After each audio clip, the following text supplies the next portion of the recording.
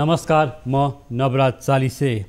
आजको issue of the डेमा यतिखेर जनस्वास्थ्यको विषय निकै चर्चाको विषय रहेको छ। हुन त 2 वर्ष यतादेखि झन्डै हामी विश्वव्यापी कोरोना भाइरसको बारेमा कुराकानी गरिरहेका छौँ र विश्व स्वास्थ्य सङ्गठन WHO ले केही दिन अघि मात्र पनि ओमिक्रोनलाई भेरिएन्ट अफ कन्सर्नमा राखेर र विश्वभरका सबै मुलुकहरूलाई चासोमा राख्नलाई, सतर्कता राख्नलाई जोड दिएको छ र दक्षिण अफ्रिकाबाट देखा परेको यो भाइरस यतिखेर विश्वका 41 मुलुकहरूमा फैलिसकेको भनिएको छ र नेपालमा पनि 2 जना व्यक्तिहरूमा यो भाइरस देखिएको पुष्टि भएको समाचारमा आएको छ। WHO ले जसरी घोषणा गरिएको छ यति बेला ओमिक्रोनलाई भेरिएन्ट अफ कन्सर्नमा राखेर विश्वका सबै मुलुकहरूलाई सतर्क रहन अलर्ट गरिसकेको अवस्था छ।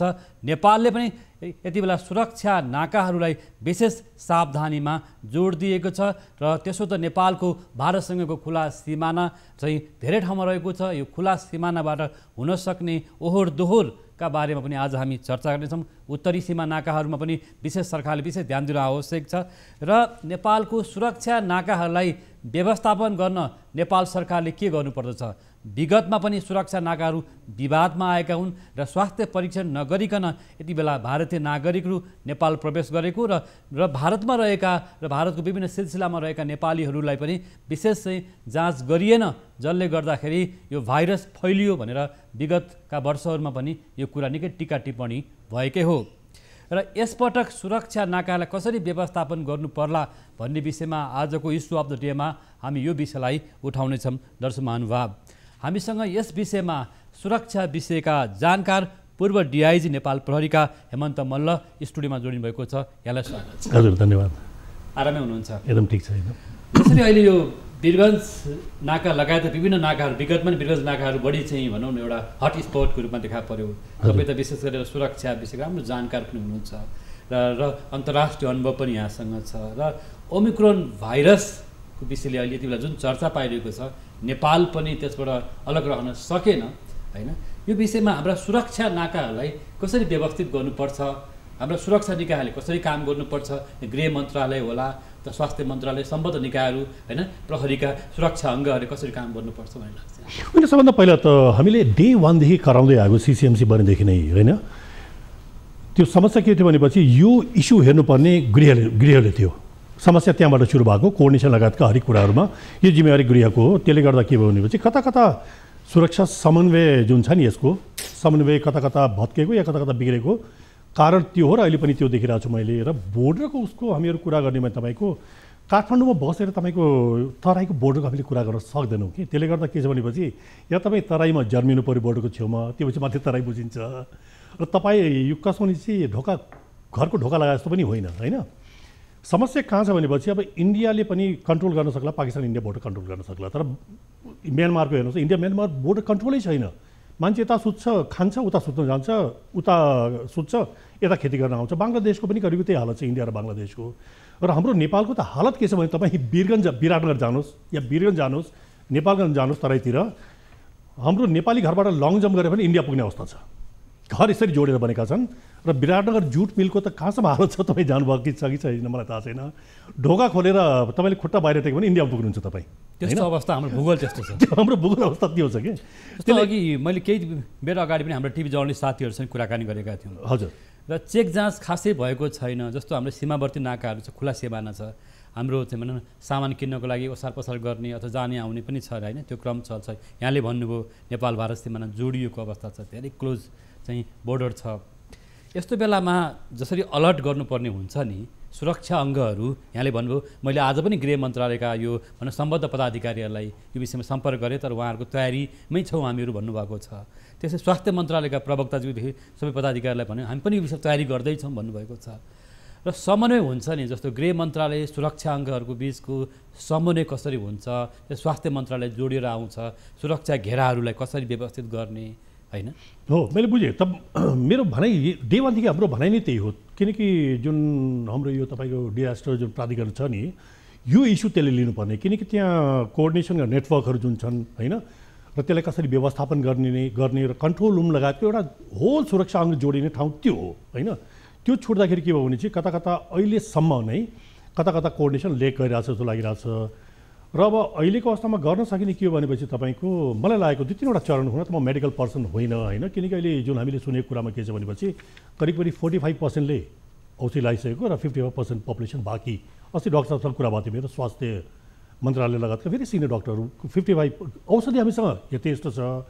तर जुन 55%मा हामीले जुन पुग्नुपर्ने कुरा छोडेर हामीहरू अहिले बुस्टर डोजको कुरा गरिरहेको छौँ नि सकेसम्म औषधि तलसम्म पुऱ्याउनु। नेपालमा त करिब 29% अथवा 30% जनताले मात्रै खोपको एउटा पहुँच पाए भन्ने कुरा आइरहेको छ। मैले डाक्टर साहबले 45% भन्नुभयो, मलाई थाहा छैन किनकि म नन मेडिकल भएकोले अब डाक्टर साहबले भनेकोले मान्नु पऱ्यो होइन। यसले समस्या जुन तपाईँले भन्नुभयो नि नेपालगञ्ज उताबाट रिपोर्टिङ गरेकोले, नेपालगञ्जमा अस्ति पनि जाँदाखेरि समस्या के छ भनेपछि सबैको डिपेन्डेन्सी उता मार्केटमा छ। तपाईँले नाका रोक्नुहुन्छ भनेपछि दायाँ बायाँबाट फुस्किहाल्छ मान्छे, जम्मै ओपन छ नि त। त्यसले गर्दा के हो भनेपछि सकेसम्म औषधिको पहुँच गर्ने होइन, हामीले जोगाउने त पपुलेसनलाई हो नि, एउटा त्यो गर्न सके बेटर हो। र एजुकेटै गर्ने यसमा एजुकेट गर्ने र भोलि दिनको बिरामी लगायतको कोही शङ्काहरू छ भनेपछि जुन योभन्दा पहिलो गभर्मेन्टले गरेको थियो नि त्यस्ता मान्छेलाई आइसोलेट गरेर उसलाई चाहिँ मेडिकल उसमा लिएर आउन सक्दैन मात्रै हो। जस्तो यहाँलाई त भनौँ न पूर्वदेखि पश्चिमसम्मको सुरक्षा नाकाको राम्रो एउटा जानकारी पनि छ र विगतमा हामीले जे अनुभव भोग्यौँ नि, जसरी हाम्रा नेपाली नागरिकहरूलाई पनि हामीले राम्रोसँग स्वास्थ्य परीक्षण गर्न सकेनौँ, भारतीय नागरिकसँगै अन्य देशका नागरिकहरू पनि नेपाल भित्रिए, जसले गर्दा हामीले ठुलो एउटा जोखिम चाहिँ भनौँ एउटा बेहोर्नु पर्यो। र अहिले पनि हाम्रो रिपोर्टिङले पनि भनिरहेको छ कि भारतमा पनि यो समस्या देखिएको छ। भारतका विभिन्न प्रान्तहरूमा प्रदेशहरूमा होइन, ती प्रदेशमा रहेका भारतीय नागरिक अथवा नेपाली नागरिकहरू पनि फर्कने क्रम सुरु भएको छ, आइरहेका छन् भन्ने कुरा आइरहेको छ। यस्तो बेलामा चेकपोस्टहरूलाई नि कसरी चाहिँ बढी प्रभावकारी बनाउन सकिन्छ? फेरि एउटा त कसो भने तपाईँको कम्प्लिटली ढोका थुने जस्तो तपाईँले तराईको बोर्डरले गर्न सक्नुहुन्न होइन, किनकि म त तराई बोर्डरको छेउमा जन्मेको मान्छे म। त्यसले गर्दा के छ तराई त्यो बोर्डरको डेमोग्राफी पनि थाहा छ मलाई, करिब पुरा थाहा छ मलाई तराईको। फेरि पारिपट्टि पढ्यो इन्डियामा, हाम्रो त ओहोरदोहोरै हुने भयो नि त। त्यसले गर्दाखेरि यसमा गर्न सकिने के हो भनेपछि तपाईँको जुन मैले अघि भने नि एउटा त मेडिकल एक्सेस सकेसम्म बढीभन्दा बढी दिने होइन, र अर्को हामीले गर्न सक्ने के हो भनेपछि तपाईँको यदि कोही बिरामी मान्छेलाई पनि एजुकेट गर्न जरुरी छ कि तपाईँको नाकामा योभन्दा 2 वर्षदेखि हामी कुरा गरिरहेको छौँ, नाकालाई हामीले कन्ट्रोल गर्न सकिरहेको छैनौँ। र भोलि दिन तपाईँ म लेखेर दिन्छु, तपाईँ हेर्नुहोस् कोभिड सकिने बेलासम्म पनि यो डिबेट चलिरहेको हुन्छ, मान्छेलाई नाकामा हामीले कन्ट्रोल गर्न सकेन। कन्ट्रोल गर्ने गाह्रो छ नाकामा। त्यसले गर्दा के हो मान्छेलाई एजुकेट गर्ने, यदि कोही त्यस्ता बिरामीहरू छन् भनेपछि त्यसलाई सपोर्ट गर्ने, कसरी सपोर्ट गर्न सकिन्छ मेडिकल सपोर्ट लगाएर। जस्तो यसमा चाहिँ हाम्रो भनौँ न यो सुरक्षा अङ्गको घेरा हुन्छ नि, हजुर, यसमा चाहिँ यो सम्बन्धित जिल्ला प्रदेश सरकारहरूले पनि जस्तो भनौँ न त्यसमा चाहिँ सशस्त्र प्रहरी अथवा नेपाल प्रहरी, जनपद प्रहरी होइन, त्यसमा सेना, त्यसमा फेरि भनौँ विभिन्न तह अब प्राविधिक टोलीहरू होला, स्वास्थ्य कर्मीहरूको टोलीहरू बस्ने, जसरी एउटा चेक हुन्छ नि यस्तो एउटा सिलसिलाबद्ध भनौँ न होइन, 1 2 3 भने जस्तै त्यो सिस्टम हुँदैन? त्यो हुँदैन, त्यो सकिन पनि सकिँदैन। तराईतिर किन सकिनु भने तपाईँ म्यान टु म्यान तपाईँले गर्न सक्नुहुन्न। जस्तै अहिले एपिएफको पनि कुरा गर्ने हो तपाईँको कमसेकम 10 किलोमिटरको ग्यापमा छ कि एपिएफको पनि एउटा ऊदेखि लिएर अर्कोसम्म ग्यापैमा छ। त्यो ग्याप त युज गर्छ नि। अर्को जुन मैले तपाईँले समस्या भने नि एपिएफलाई कसरी प्रयोग गर्न सकिन्छ यस्तो अवस्थामा? यसमा के हो भनेपछि तपाईँको हामीले व्यक्तिलाई सकेसम्म मेन नाका यस्तो बेलामा होइन, जुन अरू नाकाबाट पनि जुन प्रयोग गर्छन् नि उनीहरूलाई त्यस्तोमा हतोत्साहित गर्ने, र जुन मेन नाकाहरू जुन हामीहरूको छ नि जहाँ हामीले रेगुलेट गर्न सक्छौँ त्यताबाट व्यक्तिहरूलाई चाहिँ प्रवेश गर्नको लागि नाकामा तपाईँ रहेर काम पनि गर्नुभएको हुनाले हजुर होइन, पूर्वदेखि पश्चिमसम्मको अलिक बढी जोखिम भएको नाका कुन त? बढी सम्भावित जोखिम भएको र बढी राज्यको सतर्कता अपनाउनु पर्ने जुन ठाउँहरू छ जहाँ मान्छे लुकीछिपी पनि आउन सक्छन्, अन्य बाटो प्रयोग गर्न सक्छन्, जहाँ राज्य संयन्त्रको ध्यान पुग्न सकिरहेको छैन होइन? हो, यसमा हामीले 2-3वटा हेर्नुपर्ने हुन्छ। एउटा त के भनेपछि लोकल पपुलेसनको तपाईँ कुरा गर्नुहुन्छ भनेपछि सबभन्दा बढी इन्डिया काम गर्न जाने भनेको एउटा सुदूरपश्चिम हो, अर्को तराईका केही बेल्टहरू जुन यो 2 नम्बर प्रदेश छ नि, जस्तो मलाई 2वटा ठाउँ भन्नुहोस्। जस्तै तपाईँको पर्साको भयो, बाराको भयो, यो ठाउँको मान्छेहरू पनि तपाईँको पन्जाबदेखि हरियाणादेखि लिएर उतातिर जान्छन्। तर त्योभन्दा पनि के छ भने सुदूरपश्चिमको फैलावट बढी छ। सुदूरपश्चिमको तपाईँले हेर्नुभयो भने सुदूरपश्चिम र खास गरी पुरानो यदि मध्यपश्चिम हामीले कुरा गर्ने भने अहिले त कर्णाली प्रदेश भयो होइन, कर्णाली प्रदेशको 2 ठाउँको मान्छे तपाईँले हेऱ्यो भने कश्मीरदेखि तपाईँको तमिलनाडुसम्म फेला पार्नुहुन्छ यिनीहरूलाई, र इभन तपाईँको नर्थ इस्टसम्म पनि फेला पर्छ। त्यसले गर्दा यिनीहरूको कभरेज बढी छ, र त्यसले गर्दा सबभन्दा सेन्सिटिभ भनेको एउटा पश्चिमको नाका भयो, हाम्रो सुदूरपश्चिमको नाकाहरू छन् नि, चाहे किनकि प्रेसर पनि त्यही देखेको थियो योभन्दा पहिला, महेन्द्रनगर होला या तपाईँको धनगढी होला। र अर्को हामीले हेर्ने भनेको तपाईँको नेपालगञ्ज पनि त्यत्तिकै छ, किनकि जोखिम बढी छ। जोखिम बढी नेपालगञ्ज एउटा के छ जुन कर्णाली लगायतका मान्छेहरू प्रवेश गर्न नाका त्यो भयो होइन, र अर्को यो वीरगञ्ज लगायतका केही नाकाहरू छन्, यिनीहरू चाहिँ बढी सेन्सिटिभ नाकाहरू जस्तो लाग्छ मलाई। करिब करिब अरू ठाउँ त ओपनै छ जस्तो लाग्छ मलाई। हजुर, हामी एकैछिन हाम्रा टिभी जर्नलिस्ट पर्साबाट हरिशङ्कर शर्मासँग हामी जोड्न गइरहेको छौँ र हाम्रा टिभी जर्नलिस्टहरूले पनि यति बेला विभिन्न क्षेत्रमा विभिन्न नाकाहरूको अवस्थाको अपडेट दिइरहनु भएको छ र म यतिखेर हामी स्टुडियोमा भने हामीसँग सुरक्षा विज्ञ पूर्व डिआइजी हेमन्त मल्ल जोडिरहनु भएको छ र हाम्रो यतिखेर वीरगञ्जबाट जोडिँदै हुनुहुन्छ पर्साबाट टिभी जर्नलिस्ट हरिशङ्कर शर्मा। हजुर हरिशङ्कर, यति बेला तपाईँ रिपोर्टिङमै हुनुहुन्छ, तपाईँको रिपोर्टिङको क्रममा नयाँ अपडेटहरू के छ? तपाईँ नाकामा गएर रिपोर्टिङ गर्नुभएको छ, पछिल्लो अपडेट के छ हरिशङ्कर? अहिलेको त्यो अवस्थाहरू के छ? सुरक्षा जाँचको अवस्था के छ? अथवा मानिसहरूको आउने जाने क्रम मतलब आउने जाने क्रम के छ? कस्तो पाउनु भएको छ? नवराज, यो कोरोना भाइरस सङ्क्रमणको जो तेस्रो भेरिएन्ट ओमिक्रोन जुन नेपालमा पनि देखा परिसकेको छ, यो छिमेकी मुलुक भारतको केही राज्यहरूमा देखा परेको पनि छ, जसरी कर्नाटक भयो उदाहरणको लागि लिँदाखेरि। यस्ता भित्री राज्यहरूमा सीमासँग जोडेका भित्री राज्यहरूमा यो भाइरसको फेला परिसकेको अवस्था छ, जसले गर्दाखेरि अहिले वीरगञ्ज जुन नेपाल भारतको खुला सिमाना भनौँ या मुख्य प्रवेशद्वार भनौँ, यो ठाउँमा अहिले विशेष सुरक्षा सतर्कता अप्नाइएको अवस्था छ। यो भाइरसलाई पर्सा जिल्लाभित्र प्रवेश गर्न नदिने, नेपालभित्रै प्रवेश गर्न नदिनको लागि यहाँका सुरक्षा समितिको जुन सङ्कट व्यवस्थापन केन्द्र हो PCMC को जुन बैठक भएको छ, यो बैठकबाट निर्णय भएअनुसार यो सीमा क्षेत्रमा जुन स्थापित भएका छन् हेल्थ डेस्कहरू, त्यो हेल्थ डेस्कमा अहिले चेक जाँचको कार्यलाई तीव्रता दिइएको छ। यो एउटा खुला सिमाना भएको कारण दैनिक यहाँ हजारौँ मान्छे आवत जावत गर्ने गरेका छन्। यस्ता मान्छे बाहेक जुन बाहिरबाट या भित्री राज्यबाट भारतको भित्री राज्यहरूबाट जुन आइरहेका छन्, त्यस्ता मान्छेहरूलाई खोजी चिनी यहाँ एन्टिजेन परीक्षण गर्नुको साथै PCR पनि परीक्षण गर्दै गरिएको छ र अहिलेसम्म 1 महिना यतादेखि हालसम्म कुनै त्यस्तो शङ्कास्पद व्यक्ति नभेटिएको अवस्था छ। अनुराग, यसै सन्दर्भमा हामी छोटो कुराकानी गर्छौँ। यहाँ हुनुहुन्छ यही सालमा जुन हेल्थ डेस्क स्थापना गरिएको छ, त्यसमा चेक जाँच गर्ने चिकित्सक हुनुहुन्छ, यहाँसँग पनि कुराकानी गर्न चाहन्छौँ। यहाँलाई रिपोर्टिङ गर्न स्वागत छ। नमस्कार। अहिले यो वीरगञ्ज भन्सार क्षेत्रमा चेक जाँचको कार्य कसरी भइरहेको छ बताइदिनु न। अहिले हाम्रो यो हेल्थ डेस्कमा चाहिँ जुन टेस्टको गति छ नि, हाम्रो पहिलाको तुलनामा हामीले जुन एन्टिजेन टेस्टहरू गर्दै थियौँ त्यसको चाहिँ दायरा हामी बढाइसकेका छौँ र भित्र जुन इन्डियाबाट आउने मान्छेहरू छन्, शङ्कास्पद व्यक्तिहरू छन्, खास गरी उनीहरूलाई सबै देशका छौँ हामीले 11 बेरको गरेर 2 टाइम एन्टिजेन गरिरहेका छौँ र त्यस्तै शङ्का लागेका व्यक्तिहरूलाई टेम्परेचर लिने र खोकीहरू लागेको व्यक्तिहरूलाई एन्टिजेन गर्नुको साथसाथै हामीले स्क्रिनिङ पनि गरिरहेका छौँ र मान्छेहरूलाई मास्क लगाउन, सोसल डिस्टेन्सिङ मेन्टेन गर्न, सेनिटाइजर युज गर्न र भ्याक्सिन नलगाएका व्यक्तिहरूलाई भ्याक्सिन लगाउन हामीले चाहिँ आग्रह गरिरहेका छौँ। अहिलेसम्म कतिजना शङ्कास्पद व्यक्तिहरू या कुनै लक्षण भएका केही व्यक्तिहरू भेटाउनु भएको छ?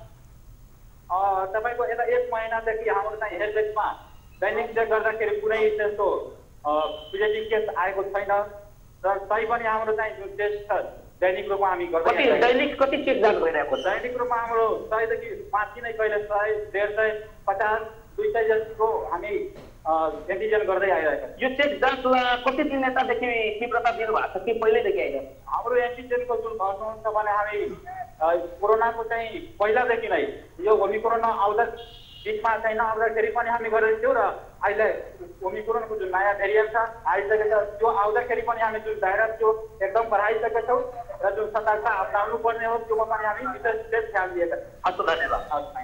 नवराज, उहाँको यो हेल्थ डेस्कमा चेक जाँच गर्ने चिकित्सक जुन उहाँको भनाइअनुसार यो जुन हेल्थ डेस्क छ यहाँ एन्टिजेन परीक्षण पहिलादेखि नै हुँदै आइरहेको छ। जुन कोरोना पहिलो दोस्रो चरण जुन आएको थियो त्यही बेलादेखि आएको छ, तर बिचमा अलिकति न्यून भएपछि यसलाई अलिकति कम पारिएको थियो, चेक जाँचमा कम दायरालाई कम पारिएको थियो। तर अहिले जसरी PCMC को बैठक गत हप्ता भएको थियो, त्यो बैठकमा यो ओमिक्रोनलाई भित्रिन नदिनको लागि यो सुरक्षा हरिशङ्कर एउटा प्रश्न जोड्न चाहे। हरिशङ्कर एउटा कुरा, हरिशङ्कर भारत सीमा क्षेत्रमा पर्ने गरेको कारण प्रत्येक वर्ष यो 2 पटक नै कोरोना सङ्क्रमणको हटस्पोट नै भनेको हामीले सबैले थाहा छँदैछ।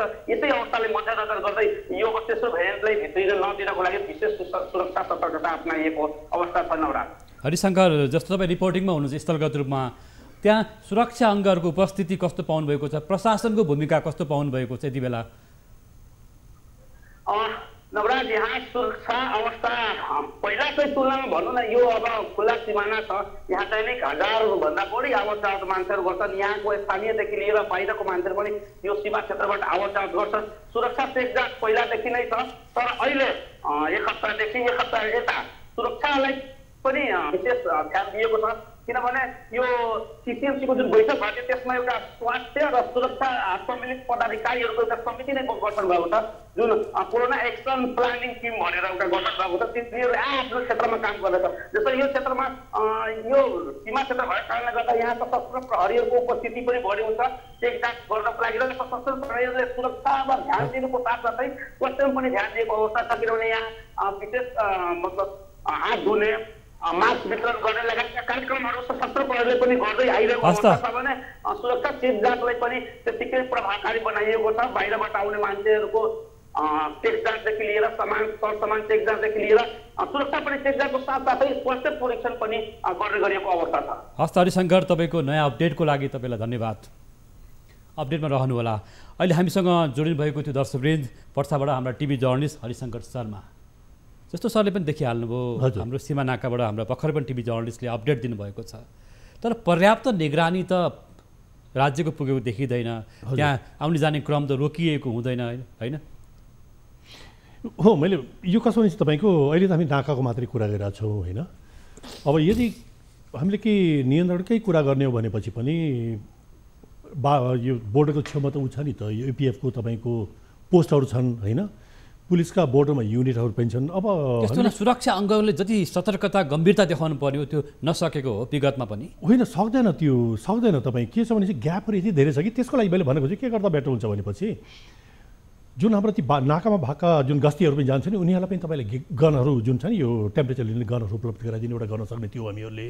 र अर्को चाहिँ के गर्न सक्छ भनेपछि जस्तै अहिले काठमाडौँ या सहरहरूमा हामीले तपाईँको मास्क डिस्ट्रिब्युसन गरिदिइरहेको छौँ नि, त्यसको पनि त्यो बोर्डर इलाकामा पनि त्यो डिस्ट्रिब्युसन ओहोरदोहोर गर्ने मान्छेहरूलाई एउटा त्यो पनि गरिदिने। किनकि तपाईँले यसमा गृह मन्त्रालयले अथवा अहिले त भनौँ न अब स्थानीय तहहरू पनि छ, प्रदेश सरकारहरू पनि छ होइन? अब यहाँबाट कसै समन्वयको त अभाव देखिन्छ नि त? समन्वयको अभाव छ। मैले तपाईँलाई डे वानदेखि जुन हामीले बोल्ने कारण यही हो, जुन यो कुरा गृहमाले जुन कोअर्डिनेट गर्नुपर्ने कुरा सिसिएमसीमा जुन लिएर गएर तह गर्दै गर्दै अलग अलग ठाउँ घुम्दै अहिले कुनै कहाँ पुगेको छ सिसिएमसी मलाई थाहा छैन। अनि हामी विपद परेपछि चाहिँ अनि हामी इमर्जेन्सी बैठक गर्ने के गर्छौँ होइन? तर अहिले हाम्रो प्रादेशिक सरकार छ, स्थानीय तह छ, नगरपालिका छ होइन, त्यो गाउँपालिकाहरू छन्, स्थानीय जनप्रतिनिधिहरू हुनुहुन्छ हो। तर खोइ त उहाँहरूको चासो, उहाँहरूको गम्भीरता यो विषयमा हामी कुरा उठाउँछौँ। दर्शकवृन्द, यतिखेर तपाईँहरू हामी सबैको घर परिवारमा चासो चिन्ताको विषय रहेको छ। ओमिक्रोन नयाँ भाइरस भेरिएन्ट फेला परेपछि विश्व स्वास्थ्य सङ्गठन हजुर WHO ले पनि यसलाई गम्भीरता रूपमा लिएको छ कि अहिले विश्वका 41वटा मुलुकहरूमा यो भाइरसको सङ्केतहरू देखा परेको छ र यो भाइरसको लक्षणहरू देखा परेको छ, सङ्क्रमितहरू भेटिएको छन् भन्ने कुरा आएको छ। नेपालमा पनि चाहिँ हिजै मात्र पनि 2 जना नागरिकहरूमा चाहिँ अहिले ओमिक्रोन भाइरस पुष्टि भएको कुराहरू बाहिर आएको छ। नेपाल सरकारले पनि सतर्कता अपनाएको छ र तर सीमावर्ती नाकाहरूमा भने विशेष सुरक्षा सावधानी अपनाउन जरुरी छ। हाम्रो नियमित प्रस्तुति इस्यु अफ द डेमा हामी यतिखेर बर्दियाबाट यतिखेर उहाँसँग कुराकानी गर्दैछौँ। हामीसँग बर्दियाबाट सिडिओसँग प्रमुख जिल्ला अधिकारी सन्तबहादुर सुनारसँग हामी जोडिने प्रयास गरिरहेका छौँ। हामीसँग सिडिओ साहब अहिले सम्पर्कमा आउनुभएको छ, सन्तबहादुर सुनार साहब उहाँ जोडिनु भएको छ। सिडिओ साहब यहाँलाई स्वागत छ। धन्यवाद। हजुर, अहिले बर्दिया र त्यसको आसपासको क्षेत्रहरूको अवस्था के छ? सुरक्षा चेकजाँच के छ त्यहाँ? अहिले भनौँ न त्यस्तो खालको लक्षण भएका व्यक्तिहरू भेटिएको छ कि छैन? यो एउटा संवेदनशील क्षेत्र पनि हो होइन? हजुर साहब, बर्दियामा कोरोना भाइरसको महामारीले अन्य जिल्लामा जस्तै यहाँ पनि विगतका दिनहरूमा निकै क्षति पुर्यायो। 239 जना मान्छेहरू मृत्यु भयो, धेरै मान्छेहरू चाहिँ यो कोरोना भाइरसबाट पीडित भए र हामी सम्पूर्ण जनसमुदायहरूले त्यसको सामना गर्नु पर्यो। र अहिले कोरोना भाइरस को यो जुन पहिलाको अवस्था हो त्यसमा निकै कमी आएको छ। अहिले मान्छे मृत्यु हुने अवस्था पनि यहाँ अहिले देखिएको छैन र बिरामीहरू पनि बढ्ने अवस्था छैन। र हालैका दिनमा यो WHO ले घोषणा गरे अनुसार नेपाल सरकार स्वास्थ्य मन्त्रालयले पनि सूचना गरेको छ र हामीलाई निर्देशन पनि प्राप्त भएको छ। यो नयाँ भाइरस जुन दक्षिण अफ्रिकाबाट ओमिक्रोन भाइरस जुन आएको छ भन्ने छ, त्यो विषयमा हामी फेरि संवेदनशील भएको अवस्था छ र हामीहरू सतर्कता र सजगता बनाइरहेका छौँ र खास गरेर हाम्रो यो इन्डियासँग डाइरेक्ट नाका जोडिएको र घाँस दाउरा पाक गर्न पनि मान्छेहरू आउजाउ गर्ने र उताबाट पनि मान्छेहरू आउने हुँदा हामीले फेरि ती नाकाहरूलाई व्यवस्थित गर्ने, नाकाहरूमा सुरक्षा संवेदनशीलता र सुरक्षाको व्यवस्था हजुर सिडे साहब। दर्शकवृन्द, हामीसँग भर्खरै जोडिनु भएको थियो बर्दियाबाट प्रमुख जिल्ला अधिकारी सन्त बहादुर सुनार र यतिखेर बर्दियाका प्रमुख यतिखेर जिल्ला अधिकारी पनि भन्नुभएको छ कि यतिखेर त्यहाँ यति बेला सीमावर्ती क्षेत्रहरूलाई सुरक्षा जाँचमा गम्भीरता देखाइएको छ र विगतमा पनि त्यस्ता खालका समस्याहरू देखिएको कारणले गर्दा अहिले ओमिक्रोन भाइरसबाट हुनसक्ने सङ्क्रमणको जोखिमबाट यतिखेर बर्दियाका प्रमुख जिल्ला अधिकारी पनि सावधानी अपनाएको गम्भीर भएको कुराहरू बताउनु भएको छ हामीलाई। दर्शकवृन्द, यतिखेर हाम्रो नियमित प्रस्तुति इस्यु अफ द डेमा यहाँहरू जोडिनु भएको छ र यति बेला भर्खरै पनि हामीसँग बर्दियाबाट प्रमुख जिल्ला अधिकारी सन्त बहादुर सुनार जोडिनु भएको थियो। उहाँको विचार र समयको लागि पनि धन्यवाद। इस्यु अफ द डेमा पालो भएको छ ब्रेकको।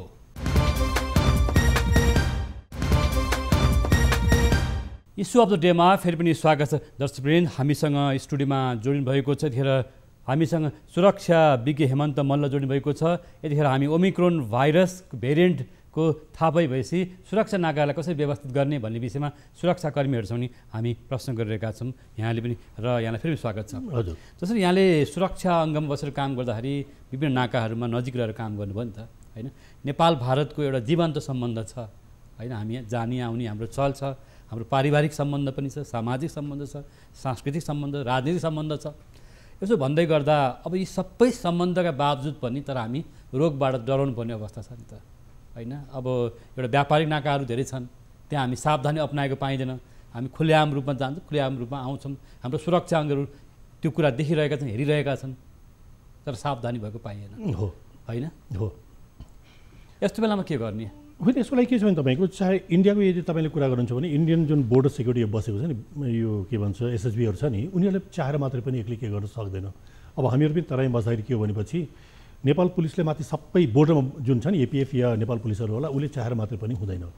त्यसले गर्दा एउटा बेटर के भनेपछि दुई देशको जुन यो सुरक्षा संयन्त्रहरू छ नि, यसको बिचमा राम्रो कोअर्डिनेसन हुनुपर्छ। किनकि यहाँ समस्या होइन कि उता पनि समस्या छ नि, दोहोरो हो नि समस्या भनेको त। एउटा त्यो मैले हेरेको होइन, जुन मैले अघि भने नि कति कुराहरू जुन हामीले सहरमा जुन ड्राइभहरू चलाइरहेछौँ, यो मास्क डिस्ट्रिब्युसनको कुराहरू होला या तपाईँको त्यो टेम्परेचर गन भनौँ न सजिलोको रूपमा, टेम्परेचर गन लगायतका बोर्डरका जुन नाकाहरू छन् हामीहरूको, नाका मात्रै होइन कि जुन भित्री नाकाहरू छन् नि, पोस्टहरू छन्। किनकि मान्छे खेतीको लागि त यताको मान्छे उता जान्छ, उताको मान्छे यता आउँछ, खेती हुन्छ, या सानो तपाईँको आपसी सम्बन्धका व्यवहारहरू हुन्छन्, त्यसको लागि पनि जानुपर्ने हुन्छ। पूजापाठ समेत तपाईँको उताको मान्छे यता आउने, यताको उता जाने हुन्छ, होइन? किनकि काठमाडौँ बसेको जुन हाम्रो सोचाइ छ नि बोर्डरको, त्योभन्दा फरक छ। त्यसले गर्दा के छ भने चाहिँ यसरी नियन्त्रण गर्न सकिन्छ र कम्प्लिटली। किनकि सुरक्षा निकायले पनि मलाई लाग्दैन उनीहरूले लापरवाही गरेको छन्, तर जति उनीहरू लिमिटेसन छ त्यो लिमिटेसन बजार गरिरहेछन् र भनेकै साधनहरू उपलब्ध गराइदिन्छ। यस्तो बेलामा हाम्रो चेक जाँचमा होइन, हेल्प डेस्कहरूमा कसरी काम हुन्छ, कसरी काम हुनुपर्छ, विगतमा के कमजोर रह्यो हाम्रो सुरक्षा अङ्गहरूको, प्रशासनको भन्ने विषयमा नि म आउँछु। र हामीसँग यतिखेर सिराबाट हाम्रो टिभी जर्नलिस्ट दिलीप साहानी जोडिनु भएको छ। दिलीप, यहाँलाई स्वागत छ। हजुर, धन्यवाद। हजुर, दिलीप, अहिले पछिल्लो अहिले सिरा लगायतका आसपासका क्षेत्रहरूमा तपाईँले कस्तो अवस्था पाउनु भएको छ? ओमिक्रोन भाइरसको भेरिएन्ट फेला परेपछि र त्यहाँ यतिखेर सीमा नाकाहरूको अवस्था के छ, सुरक्षा जाँचको अवस्था छ, चाहिँ कस्तो अवस्था पाउनुभएको छ? रिपोर्टिङको क्रममा तपाईँहरू त्यहीँ हुनुहुन्छ यति बेला? पक्कै पनि म अहिले सिराहाको दक्षिणी सीमावर्ती नाका मारणमा छु अहिले, ठ्याक्कै नाकामै।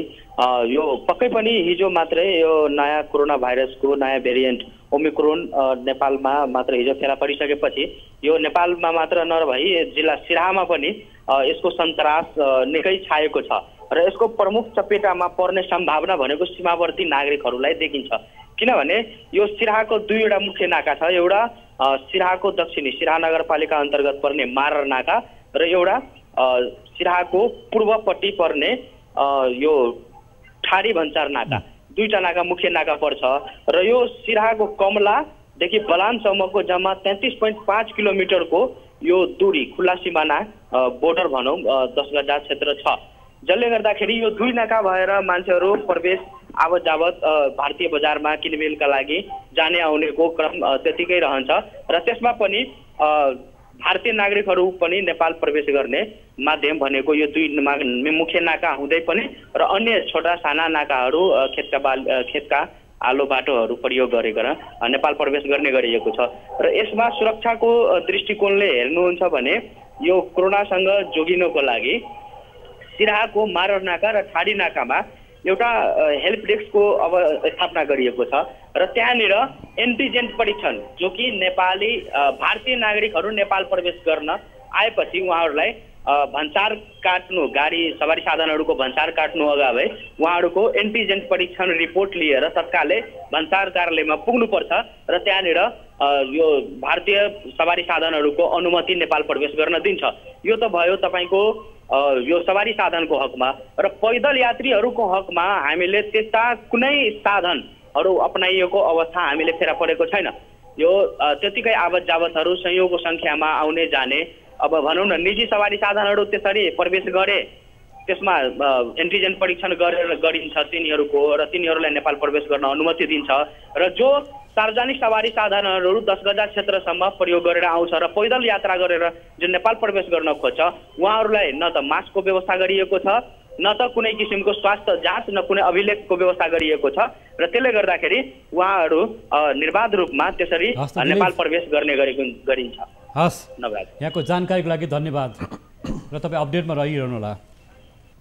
हामीसित सिराहाबाट हाम्रा टिभी जर्नलिस्ट दिलीप सहनी जोडिनु भएको थियो र पर्सा र सिराहाबाट हाम्रो टिभी जर्नलिस्टले जुन कुरा देखाउनु भयो, जुन कुरा उहाँले भन्नुभयो, जुन खालको त्यो सावधानी अपनाउनु पर्ने हो चेक जाँचमा, हेल्प डेस्कमा, त्यो हुन सकिरहेको त पाइएन होइन। त्यसलाई के गर्ने अब? त्यसलाई मैले भने तपाईँको सबभन्दा पहिला त हामीले 1, 2, 3 मा कुरा गर्ने भने नम्बर 1 के गर्दा बेटर हुन्छ भनेपछि जुन हाम्रो केन्द्रीय समन्वयहरू छ नि त्यो प्रपरली समन्वय भइरहेको छ। त्यो दुईवटा इन्सिडेन्टले देखाउँछ कि योभन्दा पहिला गृहमन्त्री बादल हुँदाखेरि पनि सिसिएमसीले भन्दाखेरि सार्वजनिक यातायात नरोकेको एउटा घटना होइन र अस्ति भर्खरको घटना हाम्रो बालन शर्मा जर साहब हाम्रो सिसिएमसीमा हुनुहुन्थ्यो, स्वास्थ्य लगायतका अरू जुन निकायहरू छ उनले सहयोग नगरेको भन्ने कुरा उहाँले गर्नुभयो। त्यसले गर्दा कोअर्डिनेसनमा कहाँ समस्या छ एउटा त्यो गरौँ र अर्को के छ भने चाहिँ उहाँले मैले अघिदेखि भन्ने कुरा उहाँले अघि भन्नुभयो होइन। अहिले के छ मास्क र गन लगायतका जुन कुराहरू गइरहेको छ मेरो तपाईँको यहाँ मात्रै छ कि सहर केन्द्रित मात्रै भयो मास्क डिस्ट्रिब्युसन लगाएका कुराहरू त्यो तलसम्म एउटा सानो छोटकरीमा जस्तो सिसिएमसी जस्तो सुरक्षा निकाय, गृह मन्त्रालय, स्वास्थ्य मन्त्रालय बिचको राम्रो समन्वय भएको देखिँदैन। जिल्ला प्रशासन कार्यालय, सिडिओ कार्यालय बिचको जुन समन्वय हुनुपर्ने भने त्यो देखिँदैन, विगतमा देखिएन। होइन त्यो समस्या छ। मैले भने यो के हो भनेपछि यो सिसिएमसीमा लिएर जाँदाखेरिको समस्या हो यो, किनकि यो दैवी प्रकोपको जुन हामीहरू कुरा गर्छौँ चाहे त्यो नेचुरल होला या हेल्थ होला लगायतका डिजास्टरको कुरा छ नि, यसको लागि होल मेकानिजम गभर्मेन्टले डेभलप गरेको तपाईँको गृह मन्त्रालयमा हो कि त्यसको लागि त्यत्रो स्ट्रक्चर छ, त्यत्रो छ। फेरि के हुन्छ भनेपछि एउटा समस्या भनेको तपाईँको एक ठाउँमा होला तर त्योसँग जोडिएको जुन छ नेपालभरि छरेका भनेको सुरक्षा संयन्त्र हो कि तल्लो तहसम्म पुगेका छन् तिनीहरू होइन। तिनीहरूलाई तपाईँले एउटा ब्र्याकेटमा ल्याउन सक्नु भएन भनेपछि तपाईँले कुनै पनि के भन्छ यो उसमा सफलता पाउन सक्नुहुन्न। त्यसले गर्दा जुन गृहमा लिएर आएको कारण पनि त्यही हो। त्यो समस्या जस्तो लाग्छ मलाई। भनेपछि समन्वयको अभाव देखियो, समन्वयको अभाव एकदम बढी छ। हस्, आजको इस्यु अफ द डेमा हामीसँग स्टुडियोमा जोडिनु भएको थियो सुरक्षा विज्ञ पूर्व डिआइजी हेमन्त मल्ल र हामीले हाम्रा टिभी जर्नलिस्ट साथीहरूसँग कुराकानी गऱ्यौँ। हामीसँग पर्साबाट टिभी जर्नलिस्ट हरिशङ्कर शर्मा, हामीसँग सिराहाबाट दिलीप सहनी जोड्नु भएको थियो भने त्यसै बर्दियाबाट प्रमुख जिल्ला अधिकारी सन्तबहादुर सुनार जोड्नु भएको थियो। यहाँले महत्त्वपूर्ण समय दिनुभयो, सुरक्षा अङ्गहरूले अलर्ट गर्नुपर्छ भन्ने कुरा राख्नुभयो, यसको लागि यहाँलाई धन्यवाद। हस्, धन्यवाद। आजको इस्यु अफ द डेको समय पुरा भएको छ। ओमिक्रोन भाइरसको भेरिएन्ट भेटेपछि नेपाल सरकार सम्बद्ध निकायहरू बढी गम्भीर र यसमा समन्वयको आवश्यक छ भन्ने कुरा उहाँले राख्नुभएको छ। नियमित प्रस्तुति इस्यु अफ द डे आजलाई पुरा भएको छ। हामी सबै बिदा माग्छौँ। नमस्कार।